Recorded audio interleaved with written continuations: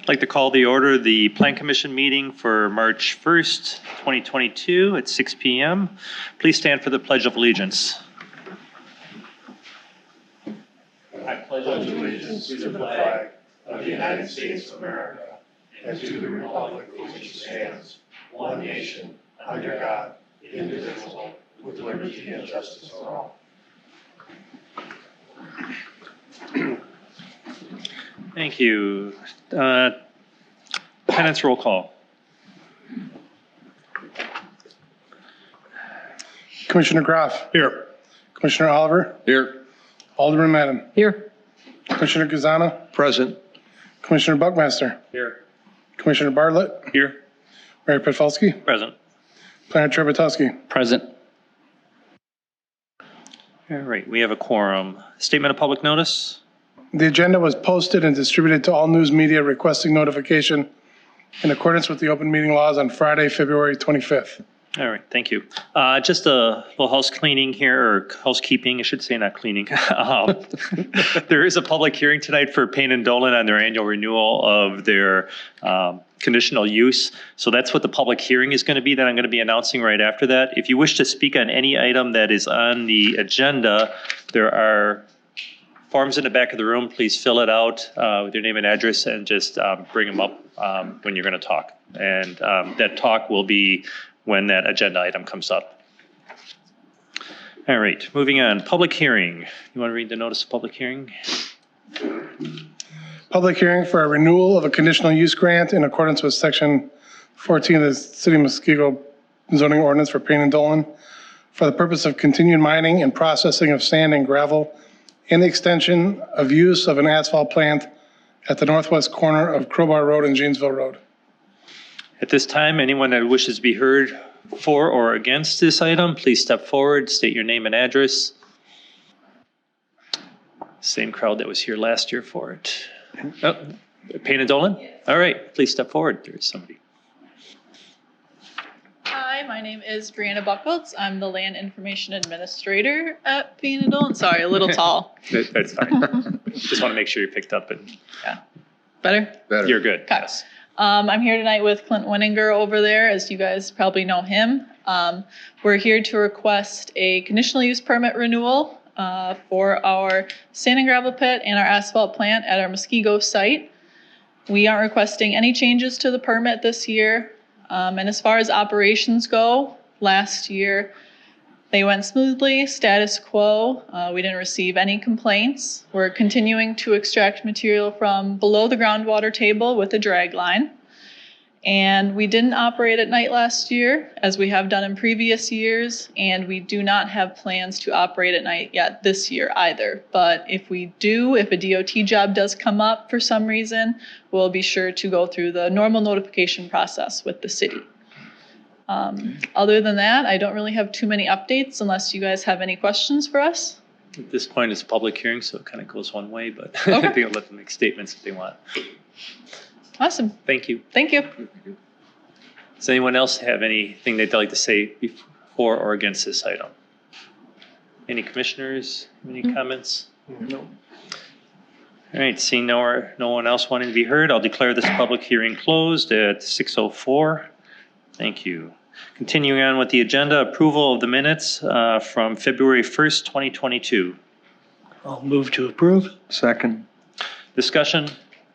Hearing none, all those in favor say aye. Aye. Opposed? Passes unanimously. Consent business. Resolution PC 013-2022, renewal of a conditional use grant for the purpose of continued mining and processing of sand and gravel for Payne and Dolan. Resolution, tax key number 2230996. Resolution PC 014-2022, approval of an annual review for the Loomis Court LLC, located on Loomis Court and North Cape Road, tax key 2257-973-001. Approve resolution PC 015-2022, approval of an annual review for the Durham Hill Auto, located on Loomis Drive, tax key 2257-982-002. Resolution PC 016-2022, approval of an annual review for Shaffer snow plowing and grading located on Racine Avenue. Text key 2274998. Resolution PC 017-2022, approval of a biannual review for outdoor storage for Ralph Roush on Saturn Drive. Text key 2223003. Resolution PC 018-2022, approval of a biannual review for RD Meyer Mini Storage on Test Corners Drive. Tax key 2165998-012. Resolution PC 019-2022, approval of a biannual review for the George Alex property on Loomis Drive. Tax key 2257984-001. Resolution PC 021, approval of a temporary outdoor garden center at Elliott's Ace Hardware on Commerce Center Parkway. Text key 216999007. And resolution PC 022-2022, approval of a temporary outdoor garden center at Piggly Wiggly on Racine Avenue. Text key 2192973. Motion to approve engross. Second. Discussion. All those in favor say aye. Aye. Opposed? Consent business passes unanimously. Old business, resolution PC 056-2021, approval of an annual review for Fry Automotive located at South 106, West 16301 Loomis Road. This is still in the court process, so nothing new to report on this yet. All right, any questions or anything else? Hearing none, moving on to new business for consideration. Resolution PC 020-2022, recommendation to the Common Council to rezone a property from A1 Agricultural District to RCE Country Estate District for David and Wendy Henneberry located at South 93 West 19721 Henneberry Drive, tax key number 2239.996. Move to approve. I will second. Discussion. Adam? Thank you, Mayor. This rezoning, as the mayor mentioned, is a rezoning from A1 Agricultural to RCE Country Estate District. Both districts require the same acreage in land mass at 120,000 square feet each. The only real difference is the width is allowed to be reduced from 300 feet minimum average to 250. It's very common to go from A1 to RCE in a lot of our rural areas as the lot size doesn't change. Numerous lots in the area of this property are already zoned RCE. There was a public hearing held on this February 22nd in Common Council. There were no concerns brought up, and as such, staff is recommending approval of the rezoning. Any further comments or questions? Hearing none, all those in favor say aye. Aye. Opposed? That passes unanimously. Moving on to resolution PC 023-2022, approval of a building site and operation plan for Fleet Farm located at the southeast corner of College Avenue and Racine Avenue, tax key number 2177.996. Move to approve. I'll second. Discussion. Adam? Thank you, Mayor. So the proposal here in front of us is for a new Fleet Farm store located at the corner of College and Racine Avenue. The approximate store size will be just under 138,000 square feet with a retail store, an accessory racking building, fenced outdoor storage product area, a gas station with a car wash and its associated overhead canopy. Business is expected to create about 225 jobs. Will contain, like I said, the main store. It will have an auto center component and a convenience store component to it. The main retail store use is a permitted use by right, subject to approval of a building site and operation plan, which is subject to the Plan Commission, which is in front of us here tonight. Upon further review of their submittal, we realized the petition that the gas station portion of the use and the auto repair portion of the use will both need a conditional use grant. So those will be noticed separately and tentatively will be at the next Plan Commission meeting for the public hearing and conditional use grant for specifically the gas station use and the auto service use. The idea of their general design and site layout, that was all part of this BSO approval tonight. As far as proposed hours go, the retail store and gas station, they're looking 8 a.m. to 8 p.m., Monday through Saturday, Sunday 8 to 6. Auto service would typically be from 8 a.m. to 5 p.m., 7 days a week. Car wash in their narrative is listed as being proposed open 24 hours a day. So staff doesn't have any issues with the main store hours, auto service hours, or the gas station hours, but one of the things the Plan Commission may choose to discuss are car wash hours. And the reason we bring that up is with the two most recently approved car washes in the city, the Plan Commission did choose to limit the hours of the car wash given proximity to neighbors. And in those other sites, they were limited the car wash hours from 7 a.m. to 7 a.m. to 10 p.m. So that's something that the Plan Commission may want to discuss tonight. One thing that was done also is that it's noted that the resolution is drafted to state that if the doors of the car wash exit should be closed during the car wash process to limit noise to the apartments that are located just east of this site. That is something that's already in the resolution. And if for some reason the way the car wash is designed that isn't allowable, we definitely want to make sure that they close as soon as the drying process would be done. So that's a discussion point, Plan Commission, we want to talk about. As far as building architecture goes in general, Racine Avenue Gateway Design Guide and the General Design Guide apply to this property. They are proposing a fully precast masonry panel building with inlaid brick, decorative parapet coping system on all four sides of the building. They do have full brick tower elements and taller corner elements utilized that have a mixture of different textures and depths on the building. The bulk of the building will be masonry, like I said, with a mix of the brick and the block and the concrete panels. And then there are some limited areas that are kind of accent that have some aluminum composite or metal panel material or architectural features. They do have kind of a large glass curtain wall area along with automatic entry doors, along with some protruding overhangs with heaters to help identify the main entry points to the building. Clear story windows have also been added to kind of add to the architectural appeal of the elevations in the building. One thing that's listed in the resolution that's typical is that any doors, overhead doors, pedestrian doors, garage doors should be painted to match the building just to keep in uniformity. The front corners of the building and some other decorative features are identified at 36 feet in height. The B3 district typically allows a maximum height of 30 feet, which is meant for the main parapet walls for the bulk of the structure. As done with some other similar buildings, and Walmart being an example, typically what has been historically looked at is as long as the predominant main height of the building and the parapet walls are at the 30-foot height requirement, they've allowed more decorative, taller, like architectural element or tower features to exceed that, which that's the proposal in this case. And you will see that looking at the different elevations, there are a couple different parapet features that are at varying heights. Part of the reason some of these heights are what they are is also to screen the rooftop mechanicals, as the applicant was aware is a concern of the city and the Plan Commission. So that should help achieve that goal. As far as the parapet walls themselves go, like I said, they're meant to help hide what's up there.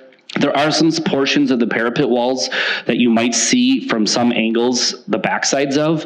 Historically, the city on more recent developments has been kind of cognizant on making sure the backs of these walls look presentable as well as the front.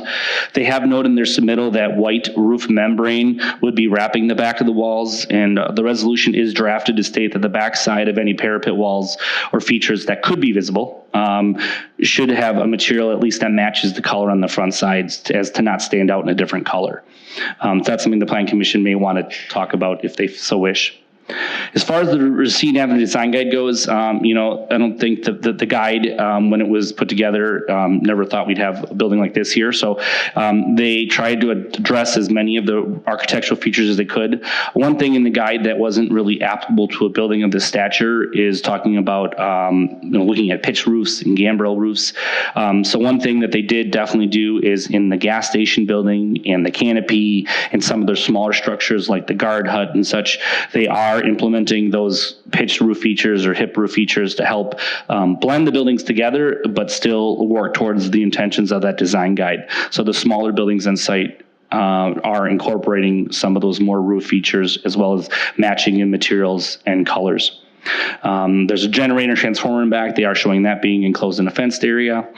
On the north side of the store, they're proposing a fenced outdoor storage and pickup area. This is a big part of the Fleet Farm business model, not only allowing them to carry products that their customers typically like to see that might be larger, that need space to be stored outside, but as well as to facilitate their order online and pickup, which is also a big growing part of their business.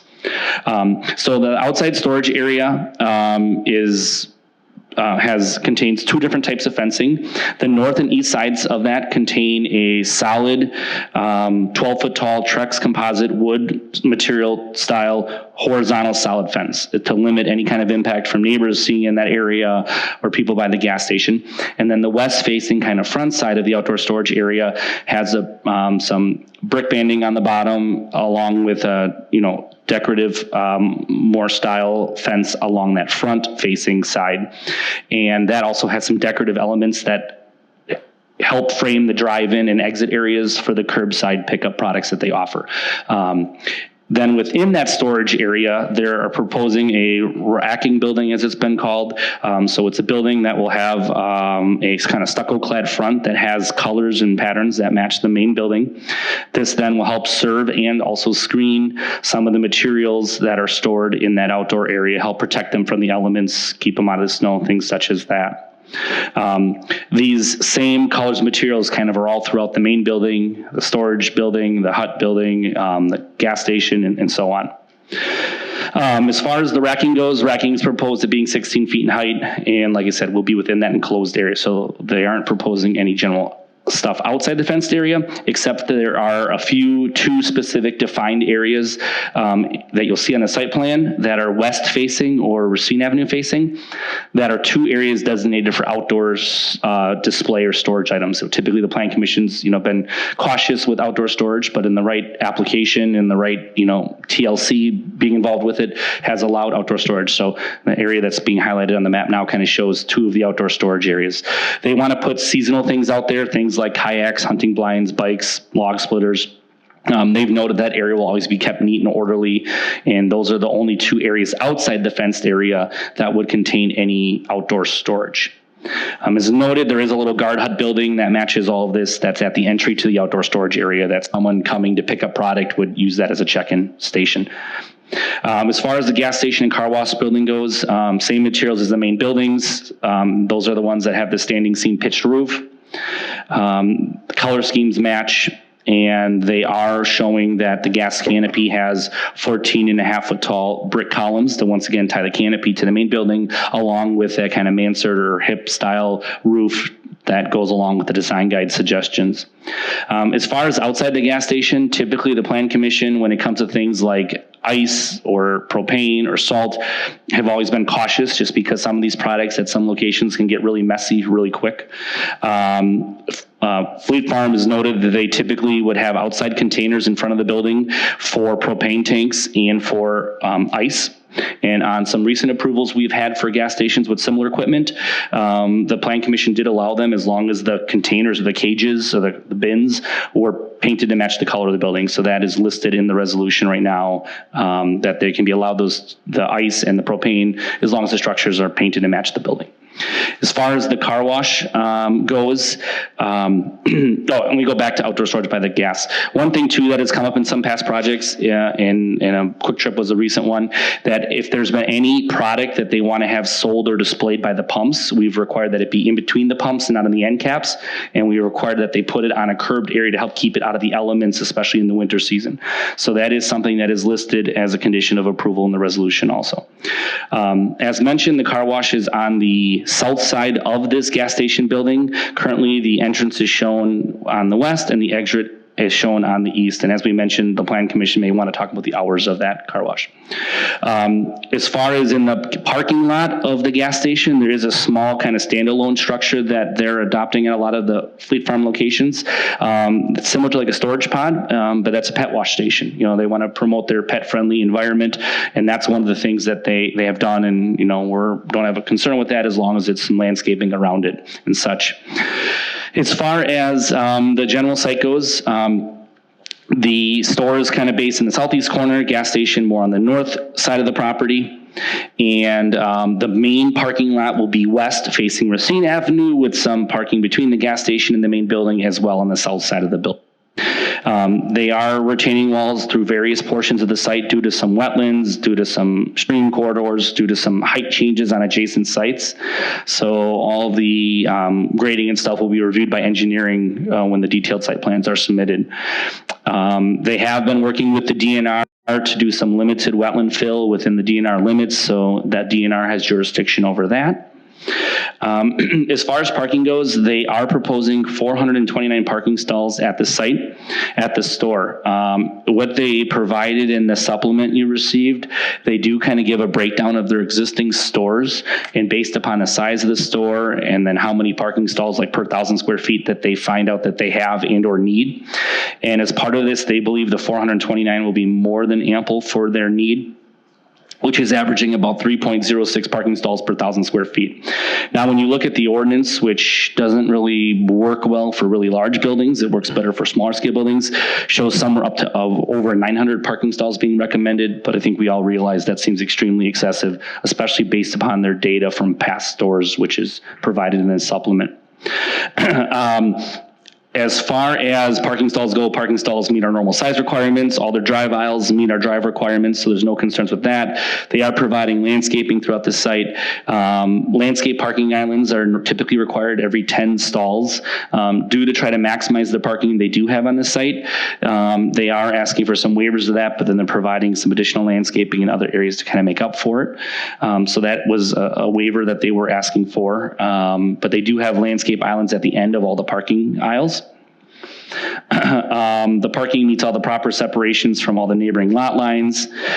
There is a truck dock proposed in the northeast corner of the building. So from the west, it's screened by the outdoor storage area. From the north, it's kind of set back, and we are requesting landscaping kind of along College to help screen it from the north. And they are proposing some landscaping along the east side lot line on their landscape plan, as well as to the east where the apartments are located. There, some of the buildings have more landscaping than others, but there is various landscaping that is present there also. As far as outdoor storage things with dumpsters and such, they're showing an outdoor dumpster enclosure that is located by the gas station that matches all the other structures. They are showing a dumpster being in one of the truck docks, which is typical for a larger scale building like this. And they are showing a small structure located over by their auto department for tire storage. And once again, all these buildings have a similar design scheme to them. Like as I mentioned with the landscaping, formal landscape review is still pending as the site plans, formalize. Staff would review with our city forester as those plans develop, and that any landscaping has to be completely on the property, not in the right of way.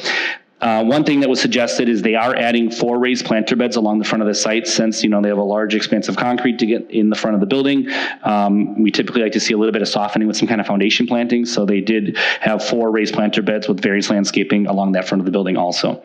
Signage specifics have not been provided at this time. They do show some basics in the elevations. They'll be held to the same sign standards everyone else is, and in this zoning district, it's 5% of each wall area or facade, even including the gas canopy, for signage. So those are the typical requirements they'll be required to meet.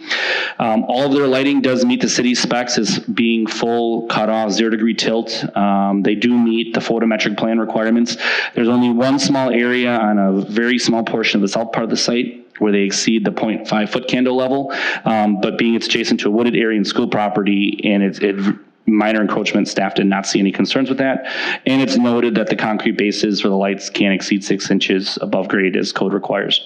As far as utilities go, sanitary sewer is adjacent to the site already, which they'll be connecting to.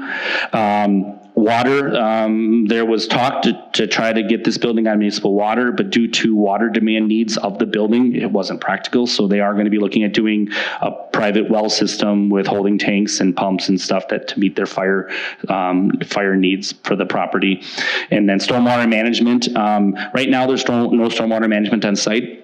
As part of their proposal, there's going to be 3 underground large detention basins, which is one of the stormwater techniques people are definitely allowed to utilize per the DNR and MMSD, which rules they'll have to follow. And there's one small bioretention swale that's proposed on site. So all the site Grading and stormwater will be reviewed by our engineers and making sure it's meeting all applicable codes and requirements. Other than that, there's just a couple things listed in the resolution. Some of these are pretty typical, is that any bollards, railings, ladders, louvers must be painted to match the colors of the main structure. Handicap signs being mounted in the ground or on board bollards. Talking about any rooftop mechanicals or ground mechanicals, including transformers and such, being screened from view, even though we don't expect the rooftop to be an issue, it's noted and there's a protection. Talking about the outdoor areas for sales are only limited to those specifically approved on the site plan. And one suggestion, just given the nature of the site and being a big user and a new user, is having an annual review for the first year after operations, and then after that time, Plan Commission can consider if they want to remove that annual review at that time or continue it, just to make sure everything's going smooth. So staff was recommending approval subject to those conditions noted in the resolution. And then a couple things the Plan Commission may want to talk about would be regarding, if they had any questions regarding that kind of height thing that they're looking at with the parapets, any questions on parking, any questions on outdoor sales near the gas station. Delivery times is another thing the Plan Commission may want to consider, has been looked at on some other sites, and car wash operation hours. Thank you. Thank you. Any questions from the commissioners before we have the petitioner or hear from anyone that wants to speak on it? Does the petitioner want to go first, or do you want to see if anyone from the public is going to say anything first?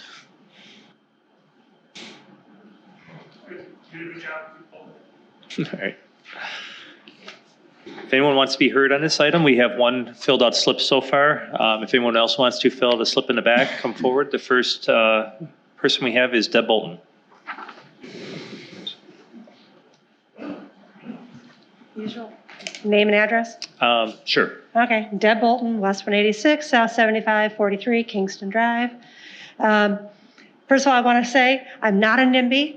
I have been dying for something like this to come to my store. I hate having to drive to Waukesha to get a similar in name and sales model store. So I'm super excited to have this come. But many of you also know one of the kind of the mountains I plant my flag on is stormwater runoff. Where's stuff, there's going to be a lot of cars here. There's going to be a lot of waste. Where's it going to run to? This is northwest of our lake, which we've, called time and time again the jewel of our city. So I don't want, gasoline, car oil, the residuals of all this traffic running into the runoff, running into the creek and the whatnot that feeds into the northern end at Idle Isle.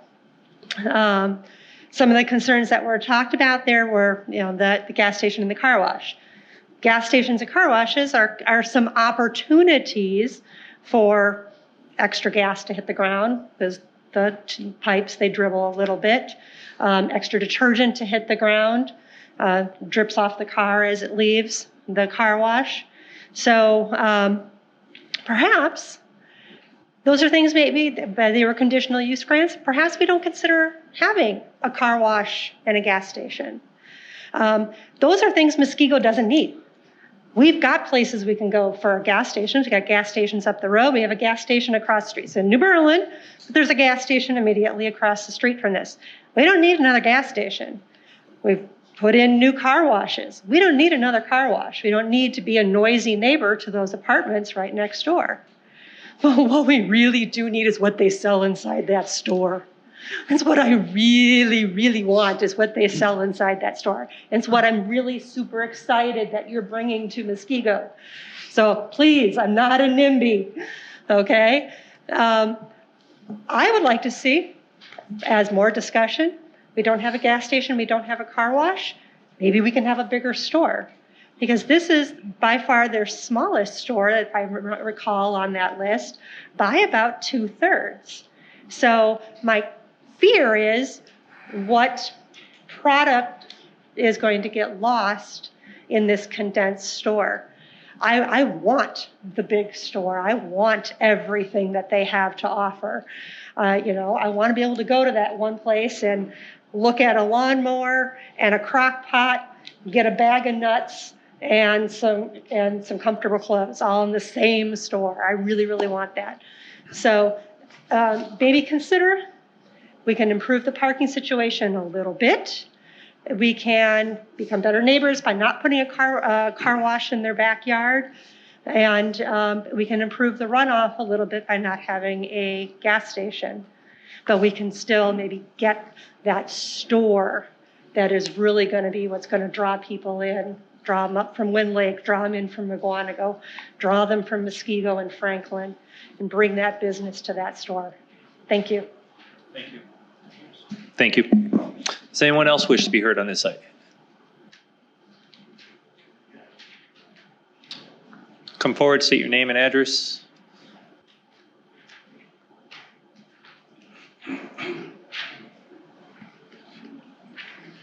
Good evening. My name is Steve Widow. I reside at S76W19804 Prospect Drive here in the great city of Muskego. Didn't realize we'd have the opportunity to speak tonight, but I am speaking solidly in favor of the proposed Fleet Farm for a number of obvious reasons. I've lived out here almost 30 years. I'm tired of the Cowtown monikers and all the redneck stuff. This gets us a little bit more on the dance floor in terms of quality of businesses coming into our community. Quite frankly, I would apply to probably work there. I'll be in the sporting goods department if God willing. They are great corporate citizens. And I ask you to think about this. Look at the communities they've gone into. Not only when the Blaine's family owned them, but since that time, it's a heck of a catalyst for good growth. Yeah, you're going to have a little more noise. Well, you know what? I got passed by 2 quick trip semis on the way here on Racine Avenue. There's going to be more traffic. We can work to minimize those types of things.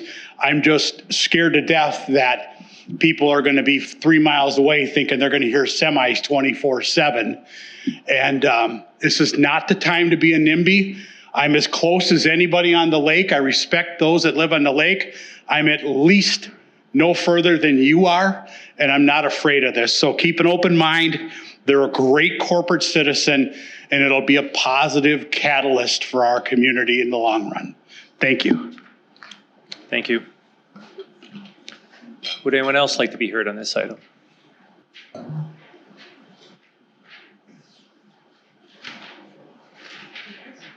Yeah. Thank you so much. My name is Dorothy Kovac, and I live at S70W17811 Muskego Drive. And I moved to the Muskego community in 2016, built a new home on the lake. I have nothing personally against Fleet Farm or anything that they sell. I strongly agree with the first speaker's comments about the gas station, the car wash, the additional noise. I'm also very concerned about the delivery windows for those noisy semis that will come and unload throughout the night that are less than probably a mile from my home as the crow flies. And so I just, I feel that it's not consistent with the land use in the area. I understand that there are commercial businesses that are in New Berlin, but I don't feel it's consistent with the land use around there with the homes, the schools, the other residential areas that are immediately adjacent to that. And I think that there are other locations within the Muskego framework. They may not be suitable to Fleet Farm standards, but I think that there are other retail corridors. I understand the property is currently zoned commercial and there are other commercial businesses, but they bring neither the volume of traffic, the noise, the pollution that are all going to go with this development. So I think Muskego has fabulous schools. They have a reasonable tax rate. We're already well below surrounding communities on our property tax rates. I understand that that's one of the main drivers is to improve the tax base. And I don't think it's necessary. So I just wanted to share those comments. And I'll be following up on your conditional use discussion. Thank you. Does anyone else wish to be heard? Does the petitioner have anything to add?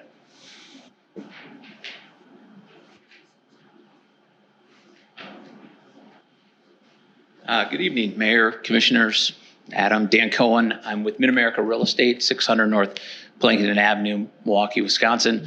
I'm Fleet Farm's real estate representative, and just so you know, we brought the team tonight to answer questions. We have representatives from Fleet Farm, from the architecture group, the civil engineer, and the GC building the building. So we're happy to answer any questions and brought the whole team. Looking forward to the dialogue tonight. All right. Who wants to start? Jeremy. Okay. I really have just a few things. I actually, I like the design. I think it's well put together. I think and it's already mentioned in the staff comments, I think the buffering at the loading dock is a concern to me. It would be nice to see the Trex repeated, the Trex wall that's on the west side of that loading dock, maybe repeated on the east side of that loading dock to give a bit of an additional sound buffer to the neighbors behind the property. The landscape itself is a little bit thin through there. I understand that the neighbors have good landscaping, but anything we could do to reduce that noise, I think that's to me one of the bigger issues. My other question, I think it's an obvious question from the community, more or less, and maybe not directed to the applicant, is more along the traffic on Racine Avenue. And is there any plan here? Has a traffic study or anything been done just to accommodate the in and out that'll occur? Everyone knows there's a gravel quarry across the street. So you got these trucks that pull out really slowly across a speed limit that's about, it seems about 50 miles an hour, whether it's 40 or 45. And so now you're going to have those trucks pulling out plus the cars across the street. It just seems like it could be a bit of a recipe for a disaster. So has that been thought about? Has engineering looked at that? I am a little bit curious. Adam, do you want to address that? Yeah. So we'll start with your last one. I should have mentioned it a little bit more. So access-wise, yeah, it's located on 2 county highways. Racine Avenue and College are both county highways. So the county has sole jurisdiction over access points, quantity, locations, if they want to see turn lanes, bypass lanes, XL, decel lanes, all those types of things. My understanding, and the applicant can maybe speak to this, I believe they've had some conversations with the county kind of starting, and I know there'll probably be a lot more to be had yet. And on the topics of the access points, like I said, there's one in College that's more on the eastern part of College. There's one right now in Racine, which is pretty much where the access is today. If you go out to the site, there's like a gravel driveway. They're hopeful or ideally would like a right in, right out access on Racine at the southern part of the site. That may or may not happen, and they understand and they know that.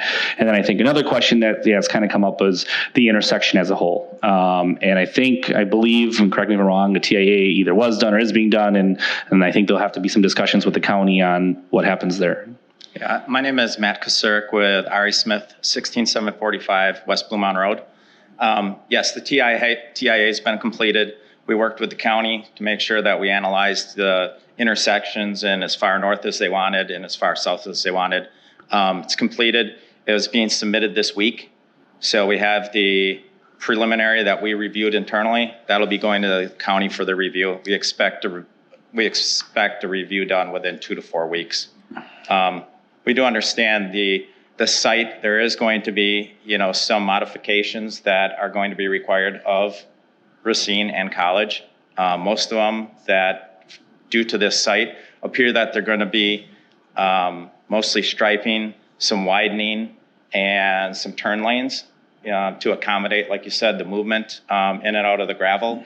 And then, it's for the county to review on their part too, because the county understands that there's a lot of traffic there. And this might be that seed that gets the county to act on their intersections themselves. So we're expecting to have more knowledge on that within the month. And am I correct, if I remember reading this, is the preliminary information showing that this will increase traffic by 5 to 10%? Was that the number I saw? Yes. Yeah, there's a lot of traffic in that area. However, this isn't the biggest driver.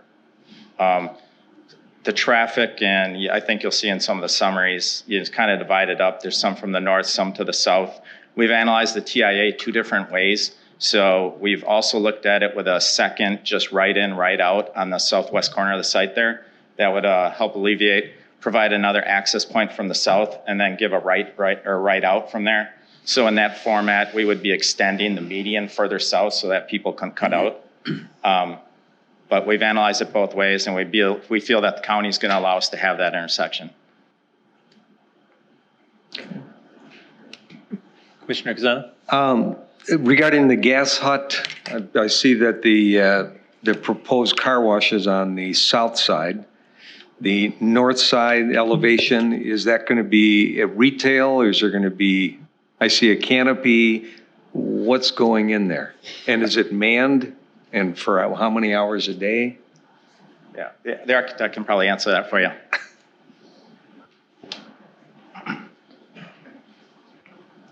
Good evening.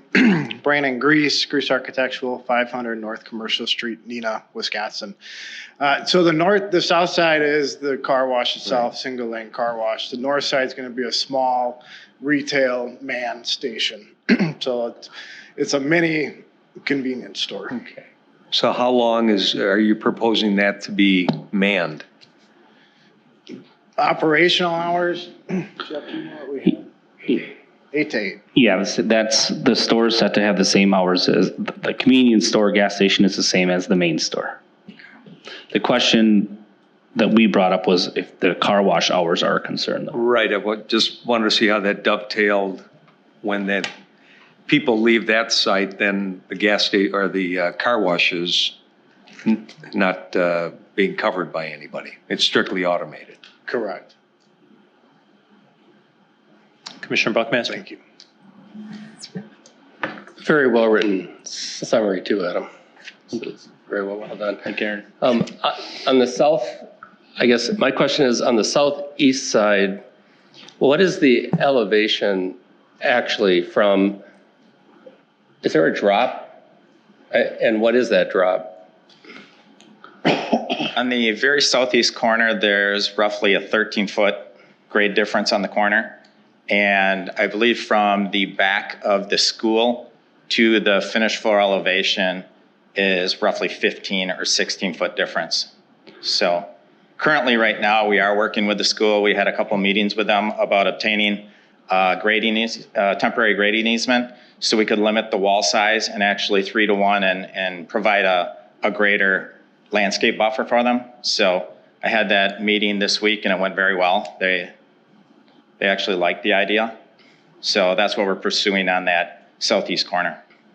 And then I think the school was looking for fencing, foliage, and a buffer between the back of the school and Fleet Farm, right? So there'd be like a fence there. Correct. There'd be no way for anyone to jump over it, right? That's my understanding.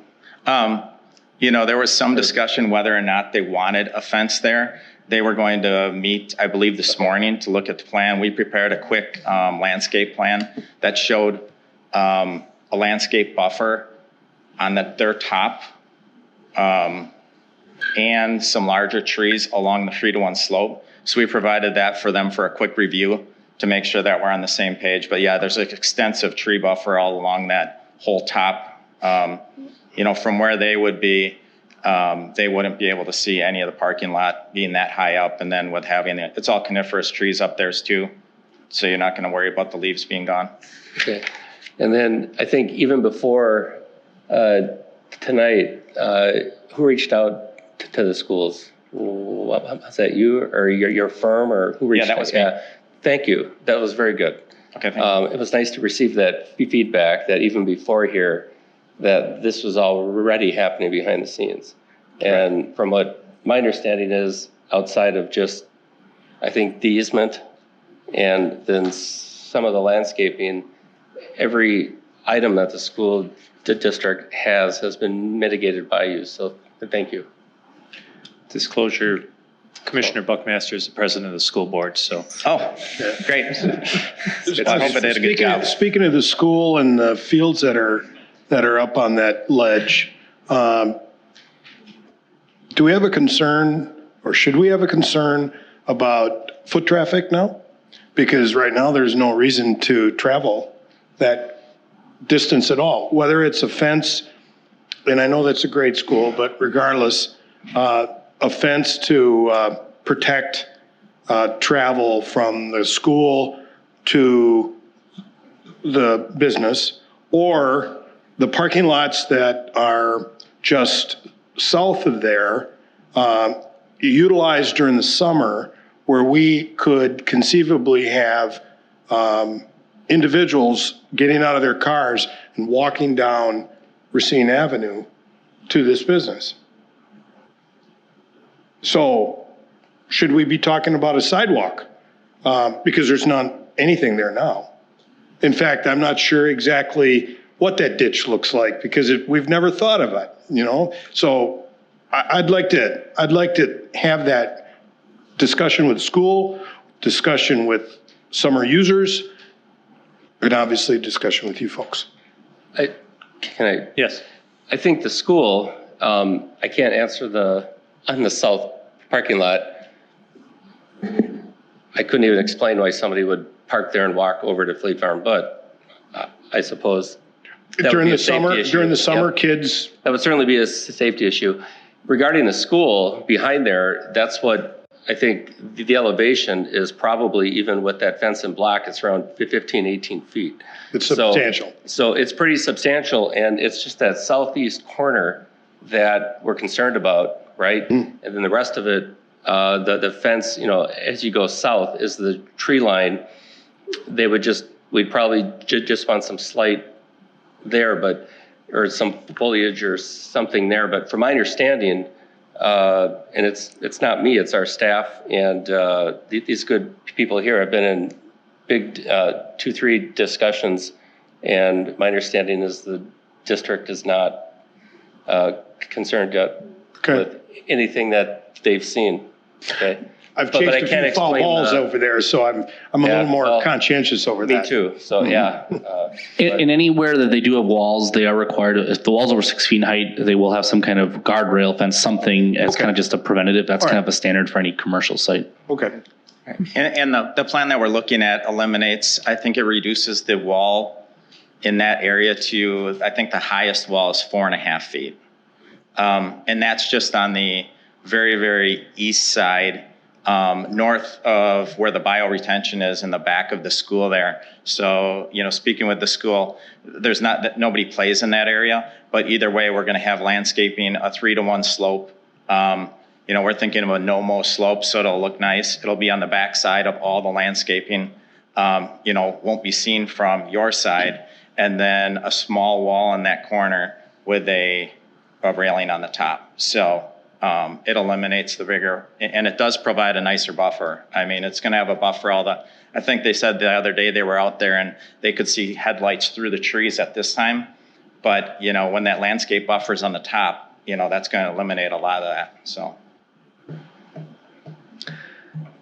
Commissioner Kazan? And I apologize if this was already commented on, but the gas pumps, will they be open the same hours as the store, or will they be extended hours? Same hours of the store? Yes. So the only question I would have then is, if the gas pumps close at 8 o'clock, how late do you want the car wash, which would be only thing operating in that huge area, just inviting traffic in a pretty quiet area?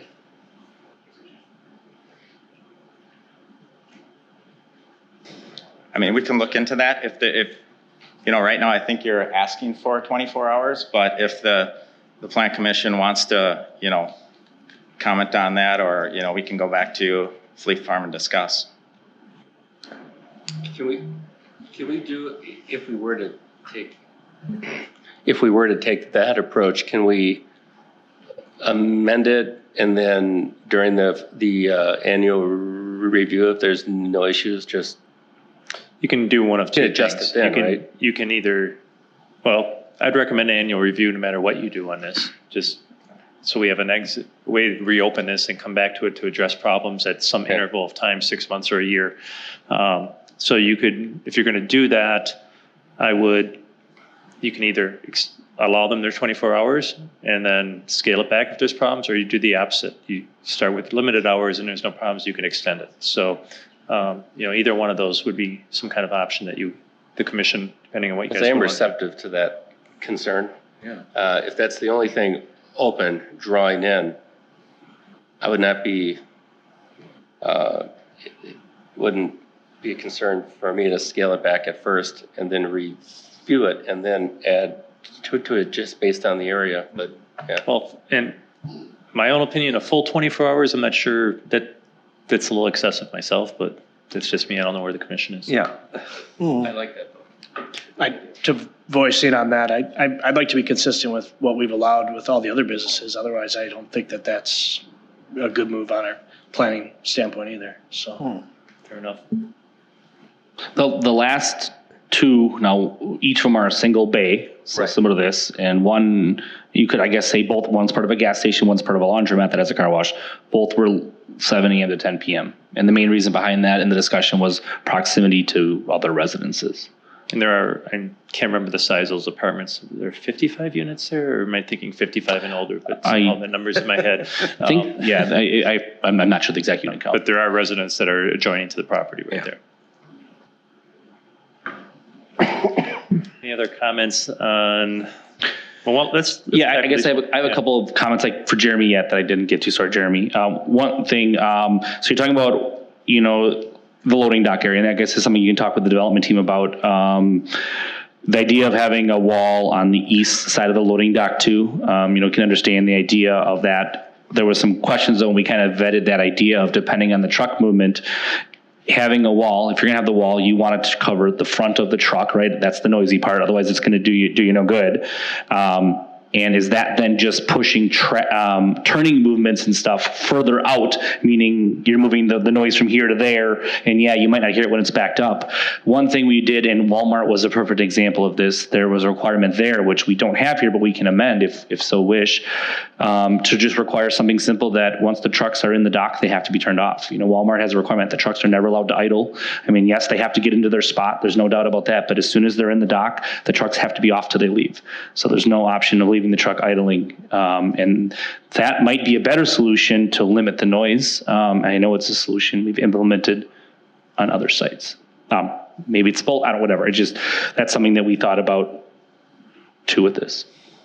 I think either I agree with the idling part. I think the concerns that a number of us might have would be that piercing beeping up sound, backing up sound that you get from the trucks, and doing what you talked about. I think might actually extend that time they're backing up longer because you're just having a bigger area they got to maneuver along. And I'm not a truck driver, but I believe that the tone comes from the cab, not the trailer. So it's just even pushing it out farther if they got to maneuver around there. I agree if there's a way of mitigating it, I would be receptive to it, but I'm afraid our goodwill might be making it worse. That's your world more than mine as far as designing, so. Sure. I mean, if we've, again, I support the idea of turning off the trucks. I didn't realize we had that at Walmart. I know with Walmart that was an exhaustive process and it was a little bit before my time, but I know we addressed a lot of things when that one came through. So, so I would be supportive of having that in the other thing would be, another idea would be running a fence along that property line. And that was the other note I was going to mention is, they do show some landscaping there. Typically when we have landscaping for screening purposes, whether it's screening sound, light, noise, whatever, typically we're looking at 6-foot evergreen, arborvitae type trees. There's a couple options there. You can either do more. Now there's not a ton of space from an east to west standpoint, so it's not like you can do a lot of depth. You could soldier them. And or fence could be I think it's both. I personally really do think that. I mean, not only do you have loading with trucks from the truck noise itself and the backing up, but you also do have the sounds of things going in and out of those trailers. Mm-hmm. And so, I mean, with the neighbors behind there, and I know they have some wooded space, but I think we're doing the right thing by just asking for some simple screening. In a development this size, that's a very minimal ask. Okay. So I just wanted to make sure if you were trying to eliminate the beeping sound, I don't think that would do it. The going up and down, the vehicles coming in and out, if that possibly, yes. Did you have something to add? I was going to say, the trucks that Fleet Farms bring in, they're not refrigeration trucks. They don't stay on. So when they come into the docks, they turn off anyway. So that's fine. And the way this is oriented, the trucks are coming around the building. So the light should be north versus east. So we are sensitive to the neighbors there, so we're willing to work on that. But we don't keep our trucks on in the docks. And those unloading hours are 24 hours a day? The unloading hours? Mm-hmm. On the trucks. Yeah, and that is something that I don't have the hours in front of me, but I have in my office if I need to get them, that I know with like Walmart as an example, there were some restricted loading hours just so they weren't in the middle of the night, given that proximity. Good evening, everyone. Derek Hornke, Fleet Farm, 2401 South Memorial Drive, Appleton, Wisconsin. I can answer the receiving question for you. Our hours of operation are generally our store hours from a receiving standpoint. We're not a 24/7 operation, even from a receiving standpoint. So we're done receiving well by 8 o'clock. During the week and weekends, the receiving hours are drastically reduced. Just we don't get the traffic on the weekends that we do during the How week. early do you start? You said you're done by 8, but when do you start in the morning? Usually about around open time, 8 a.m. Okay. Okay.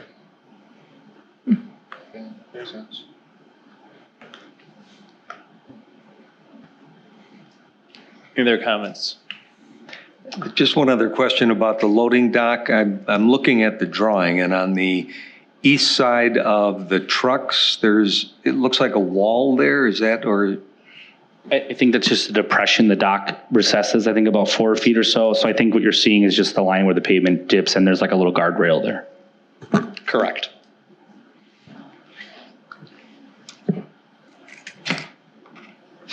I know one of the questions came up from one of the commenters about the store being smaller and not having as much inventory or carrying as much products.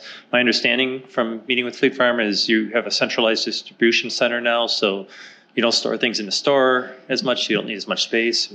Yeah, we've recently taken over our distribution center out of Chippewa Falls, Wisconsin. It allowed us to go ahead and reduce our overall store footprint. That was one of the comments before, that the store is significantly smaller than it has. That is correct. It's about 50,000 square feet less.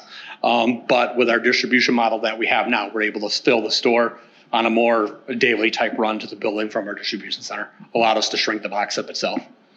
Thank you.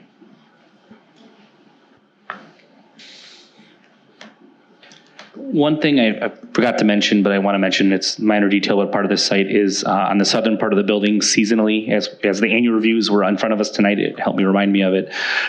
They are proposing a garden center, so they do put up a temporary structure for a few months, spring, early summer, where they have a shade structure, typical greenhouse, and a small shed that is utilized for the sales aspect of it. And then that's up there for the, that time of the year, just that seasonal sale. And then the gardens structures, minus the shed, are taken off-site by a third-party company that puts them up. And the little sales shed gets put in the outdoor storage area, so it is enclosed. So I just wanted to mention that. So a couple things were brought up. They addressed the idling trucks, that they don't do it. Where do you guys want to go on the car wash hours? I would prefer to make it consistent with the other car washes that we currently have, and then review it to see if we want to extend it. It's always easier to extend something than to retract it. Okay. I would agree, and I think it is consistent with your previous comments, Mayor. I would also think that if they've identified their loading and receiving hours, that we could, though not holding that right now, but if they agree on a receiving time, that also be incorporated into the BSO. And I did not know that you were in a 24-hour operation. I thought it was around the clock, actually. So that's, so that was good. And so I would just recommend that as long as they're agreeing to it, we could write that in for peace of mind. So if you do that, I was going to say, I would think it'd be, you'd want to give a little bit of a window, right? Yeah, I'm not holding that to now. We'd appreciate a window, because you never know when trucks are going to show up.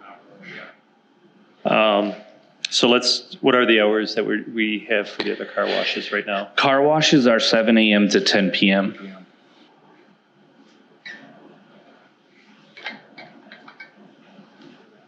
Does everyone agree with that? Mm-hmm. Any comments from the petitioner on that? We'll go with that. Okay. No idling. And then store receiving hours are from, you said 8 to 8, you're right? Your hours are for store right now? So 7 to 9, we're okay with that for 9 to 10? Can we go 6 a.m.? Because we never run the trucks. Yeah. Weekdays, yeah. Receiving on Sundays? Some direct stuff shows up on Sunday, but it's not, the bulk of it's Monday to Friday. That's when we have staff actually there to receive goods. Mhm. Stuff that show up outside of that time window, we're scrambling. So. What do you guys want to do with that? I'm fine for anything before 10 PM. I think 6 to 9 sounds reasonable. All right. It's pretty consistent. 6 to 9? Yeah.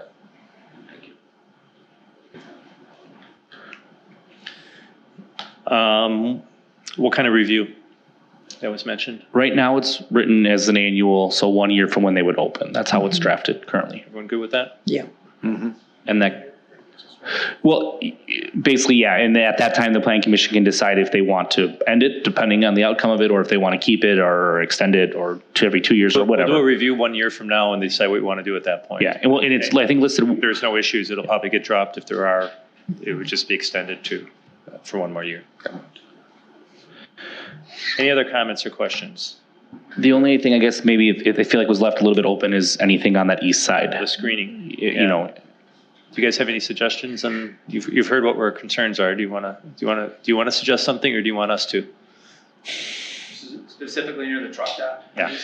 It's pretty narrow there. Do you have any thoughts, man? Yeah, on that northeast side, I mean, we've tried to double row taller trees in there. So we have everything from, I believe, some white oak or not white oak, but some white spruce. We're not planning on putting anything that's going to stay low. I mean, if you feel that having a fence, a smaller fence in front of that tree line would help, or is that something that we could look at next year, put in the landscaping, have a year and have that year to review and see if you actually want to put a fence there?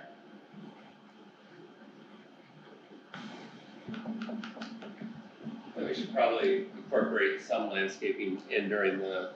No, all the landscaping will go on. I'm talking He's more talking about additional fencing. additional fencing. if you look at the plan, Chris, now you'll see it in the screen. I think that shows kind of that area by the truck dock and the row of vegetation that was submitted at this point. And now this does have to go through staff review, but showing the basics. Could also direct staff to work with them for finding appropriate screening. I mean, generally, that's what we do. I think our concerns are well aired, those on the public, and we just work with staff. I mean, I'm comfortable in the mayor having staff. This, if for some reason we could just get a review of it, that's fine. I don't see any need. Is probably the troublemaker that initiated it. Once you mentioned that you're not unloading at 3 a.m, that started to alleviate a lot of my concerns. So I think staff can definitely. Yeah, and I think what we would typically say, unless someone says fencing here, we would just say, more densely spaced. I know sometimes landscapers like to plan for, here's how wide it will be in 5 or 10 years. And I think we try to be a little more practical and say, okay, let's plan a little tighter window than that. Let's make sure it's screening right away. And there's a lot of vegetation that, doesn't get too wide, but you could still soldier them, it gets taller, different arborvitae species that I think could still be effective with screening, visual, some light, sound, whatever. Yeah, we could just work to make sure there's nice dense landscaping back there. Unless they've changed their MO from Oconomowoc when they developed out there, they work pretty well from the city, from what I've heard. The council president in Oconomowoc took it upon himself to unsolicitedly comment out here, and I'm guessing they didn't ask him to. So, but how good he is, they have been to work with. So, I would think if we have staff, they'll work pretty well with them. That's reasonable. Any other comments? Got everything you need on this? Yeah, so really 3 amendments, I would say. Okay. So everyone good with the amendments that we've talked about? So move to amend. Second. All those in favor of the motion to amend, say aye. Aye. Opposed? Any further discussion? Hearing none. All those in favor of the motion as amended, state aye. Aye. Opposed? Passes. Thank you. Thank you. Thank you. Thank you. Good job. Moving on to resolution PC 024-2022, approval of a building site and operation plan for Muskego Biotech Building LLC located at the southwest corner of Commerce Center Parkway and Moorland Road, tax key number 2169.993.009. Move to approve. I'll second. Discussion. Bill, if you want to bring it up, you can give it to the mayor. Well, do you want to go over anything first or? Oh, sure. Oh, sure. Yeah. Not a problem. Yeah, Let that him makes go over sense. this. All right. So this proposal tonight is for a building site operation plan approval for a new building, just a hair under 80,000 square feet, located on the west side of Moorland Road in the Commerce Center Business Park area. This would be kind of located, it would be northeast-ish of the Northern Gear building, which is kind of the building on the southern end of that cul-de-sac. It would be surrounded basically on 3 roads because it is at the corner of the entry to that portion of the business park and Moorland there. The building itself is looking to, there's currently 2 tenants identified and space for a third. It's an office / light manufacturing machining assembly facility. Zoning wise, BP3 zoning is appropriate for this proposed use. That's there today. The building itself, the footprint is about 54,333 square feet with an approximate, just a little over 25,000 square foot mezzanine area in the building. You notice the building definitely very much has an office kind of feel to it, which is a nice thing in the park, you know, especially being a little more high profile corner. It's not just big concrete walls. You know, definitely architecturally, they have a nice large kind of glass entry area on the predominant corner, plenty of windows throughout the whole site. The building kind of has a slight L shape to it with kind of a cut notched corner in the back.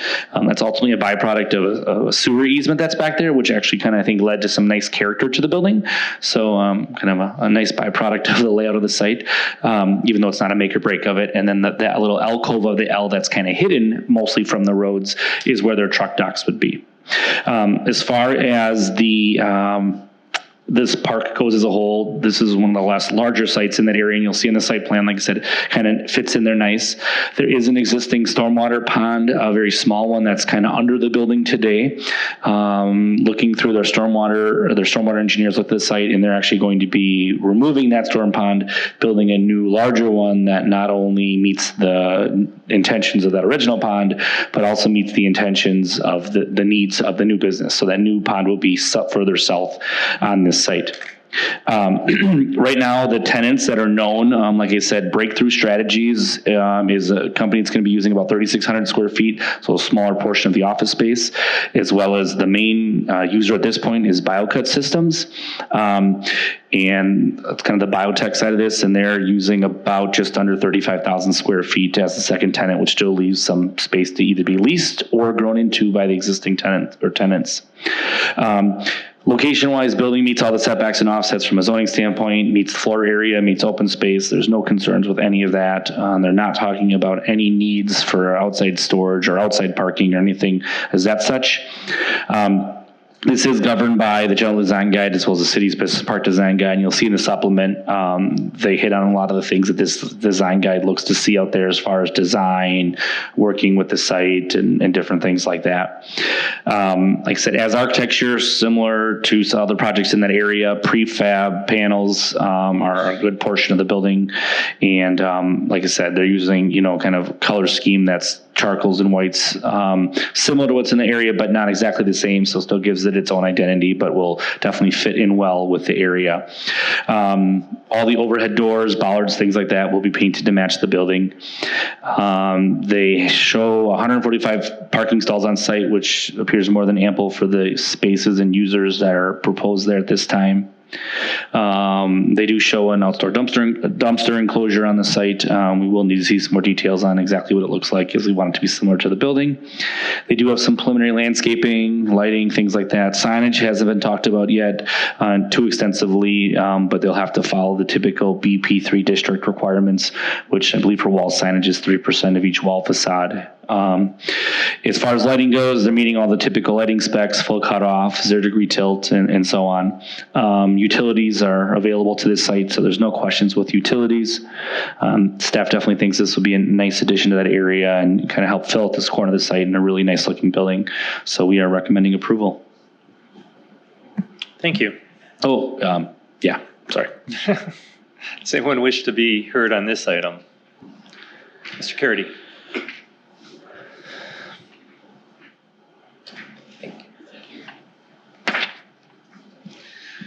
Thank you. My name is Bill Carity, and the Bossy family, who owns a 60-acre farm due south of this particular development, has asked me to speak in their behalf. And they have owned this family farm for the last 85 years, and despite the fact that we lost Mrs. Bossy here within the last month and a half, they plan on continuing to own this farm and work with the city of Muskego in the future. Probably the most significant environmental feature on the Bossy 60-acre farm is about a 5-acre woods that is due south of this particular building. And what has happened over the years is, as Muskego Commerce Center, which is what this particular development is known as, that there's been an increasing stormwater that has made its way through a low area and into this wooded area, and has flooded this wooded area increasingly as development and impervious surfaces have been developed. And as a result of that, in this woods, there are a number of really specimen bur oak trees, and a few of which are as old as 250 years old. And they have lost several of those trees in the last few years. They then hired an arborist to try to determine why it was that they were losing their trees in this wooded area. And that arborist determined that it was because of all of the flooding that occurs that affected the root system of those trees. And I don't think that we're saying that there's flaws necessarily with the stormwater management design in the entire park, but I will say this, that and also it's a great building. We don't object to the architecture of the building, and I know that your charge is primarily aesthetic in nature. However, because of the problems that the Bossy family has experienced, we would simply respectfully ask that we be included in the engineering side of this when the stormwater management pond is relocated and located to an area that is just a few feet from this woods that has been hurt. So I'm not sure that I'm asking anything of this planning commission. I'm asking more of the city that we be given an opportunity to review and comment on the stormwater management system that's going to obviously be a part of this development. So essentially that's it. If the city would be willing to work with us, we'd be very appreciative. Okay. Thank you. Thank you. And by the way, what a great plum the Fleeton Farm is for the city of Muskego. Based on Mr. Carey's comments, I did receive an email from Gloria Bossy that I think she asked be read. So Mayor, if I read that? Okay. This is what Gloria sent to us. She said, for 3 generations, the Bossy family have been strong and involved citizens of the city of Muskego while being good stewards of our 60-acre farm located on the northwest corner of Janesville Road and Moorland Road.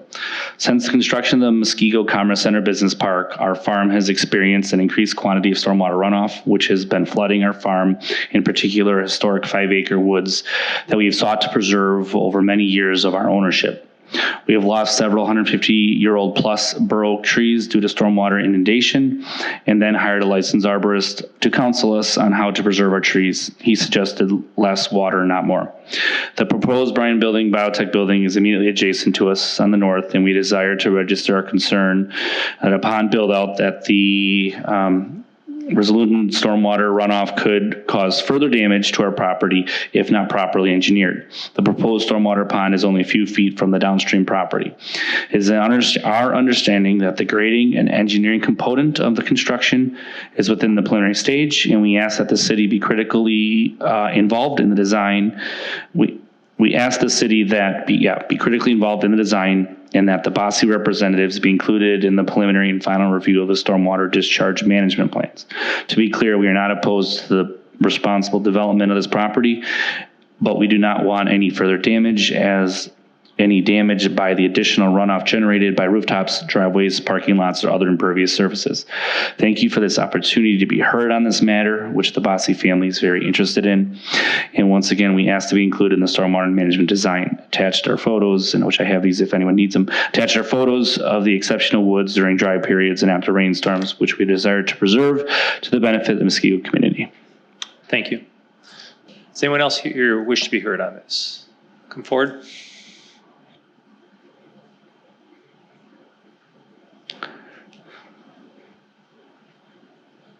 Good evening, Paul Greshek, architect with Bryan Design Group, representing this project. Thank you, Mr. Carity, for the comments, and completely appreciate that desire to do what's possible there. Knowing that we have compared to today's condition with all the water basically heads downhill and heads south, hopefully that pond will actually help things, and it should collect water and at least slow down peak periods of water.